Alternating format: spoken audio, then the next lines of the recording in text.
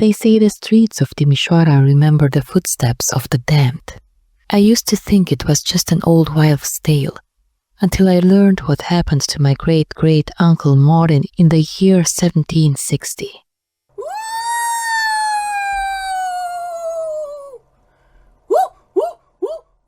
The air was colder than the grave. It clung to the skin like wet linen, numbing fingers, slowing breath. The wind that slapped across the plain carried with it a faint scent of smoke from distant hearths, but also something darker, a metallic tang, like blood rusting on old iron. Martin, a young locksmith, trudged toward the fortress gates, his boots squelching in the damp earth. His pack was heavy with tools, the steel glinting faintly when moonlight broke through the restless clouds. He had been traveling for days, answering the call for work in the fortress town of Timișoara, but fate, it seemed, had a cruel sense of timing. By the time the great walls rose from the darkness before him, the heavy gates were already barred. A torch burned high above, illuminating the pale faces of the guards who refused him entry. "Too late, journeyman. The gates won't open again until morning." Martin pleaded. He had walked far, the night was bitter, and wolves roamed the countryside. But the guards only shrugged, retreating back into the safety of the fortress, leaving him alone in the open fields. Then was when he heard it, a slow, deliberate clap. At first, Martin thought it was some trick of the wind, but then came the sound of footsteps, heavy, deliberate, echoing in the empty night.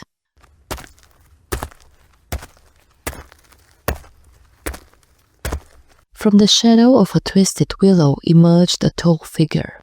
The torchlight from the wall barely reached him, but Martin could see the gleam of eyes too bright to be human, and a smile that was more teeth than lips. "Locked out, locksmith," the stranger said, his voice like oil poured over a hot pan, smooth yet sizzling. Martin stepped back instinctively, his hand tightening on his satchel strap. Who are you?" The man, if one could call him that, stepped forward into the moonlight. His skin was pale, almost gray, stretched thin over sharp bones. Black hair fell in waves to his shoulders, but his shadow on the ground moved as though it were alive, twitching and writhing like a nest of snakes. His coat was long and of a fashion Martin had never seen, stitched with red thread that seemed to shimmer like embers. And then Martin saw his feet. They were not feet at all, but cloven hoofs. "I can get you inside," the devil said as casually as a merchant offering a loaf of bread. "No gatekeeper can keep me out, but I don't work for free." Martin's mouth went dry. "And what would you want?" The devil's grin widened. "Your soul, locksmith. Just a small thing, really. And in return, you'll live to see the inside of the fortress tonight. More than that, I'll give you a task. Complete it and your name will be remembered for centuries." Martin, trembling, knew the dangers of such a bargain. But the cold gnawed at his bones, and the open plain felt more dangerous with every heartbeat. He tried to bargain, to plead for another way. The devil only chuckled, circling him like a wolf sizing up prey. Finally, Martin whispered, "If I do this task, will you let me go?"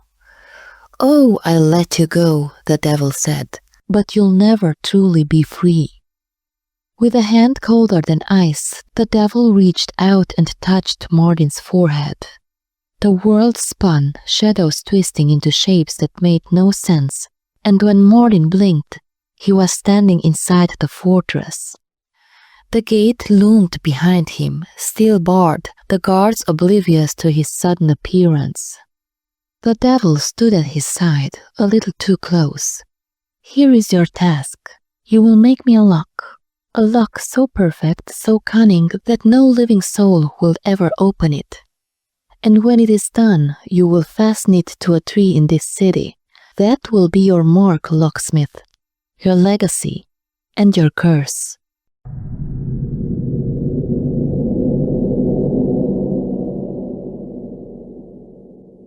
Martin felt his voice falter. And if someone does open it, the devil's eyes glowed faintly red. Then I will come for you, wherever you may be. With that, the figure melted into the darkness, leaving behind only the smell of scorched earth and the distant sound of laughter. Laughter that echoed far too long to be human. For days, Martin worked without rest. The devil's presence lingered in the shadows of his workshop. A flicker in the corner of his vision, a whisper when the wind rattled the shutters.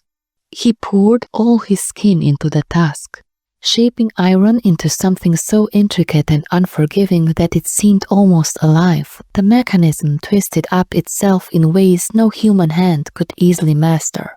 When the lock was complete, Martin took it to the largest, oldest tree near the fortress walls. Under the cold gaze of the moon, he fastened it deep into the bark. The devil appeared once more, his hands clasped behind his back, inspecting the work. "It will do," he said softly. "Now we wait."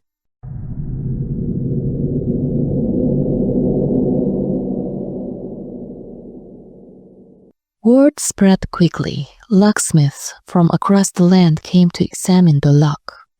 One by one they tried their tools, their tricks, their secrets, and one by one they failed. Soon it became a custom. Any journeyman locksmith who could not open the lock would hammer a nail into the tree, as if admitting defeat to something beyond mortal skill. Years passed. Nails studded the bark like a crown of thorns.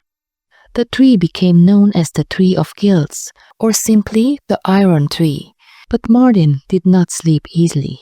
At night he dreamed of the devil standing beneath the tree, his eyes glowing in the darkness, waiting. Sometimes Martin swore he could hear the sound of the lock turning, though no key had ever been made.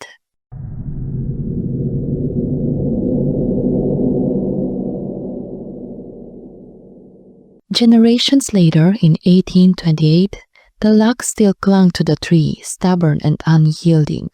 By then, Martin was long dead, but the devil's bargain had not been forgotten. Old men in the marketplace would lower their voices and tell of the night a young locksmith bargained away his soul. They said the devil still came to test the lock, running clawed fingers over the iron, smiling to himself. The lock endured until after the Revolution of 1989, when the iron stump was taken to the Banat Museum for restoration. The curators worked carefully, for even in daylight the metal seemed unnaturally cold, as though it had never known the warmth of the sun. When the museum replaced it with a copy, they thought the story would fade into mere folklore. But some whispered that the copy was never truly just a copy, that on certain nights, if you stand at the corner of Francesco Grisolini Street and Proclamația de la Timișoara Street, you can hear the faint click of tumblers turning, though no hand is there to turn them. And as for the original, it rests in the museum, behind glass, or so they say. But I have walked those halls late in the evening, when the lights are dim and the shadows stretch long across the floor. I have seen a case at the far end of the gallery, empty but for a small scrap of scorched wood. And I have felt, I swear, the warmth of breath on the back of my neck, though no one stood behind me. Some nights when the wind sweeps in from the plains, carrying the smell of iron and smoke, I wonder if the devil still walks these streets, searching for another locksmith, or perhaps a distant relative of Martin's. After all, a bargain is never truly broken, and locks can always be opened, given the right key.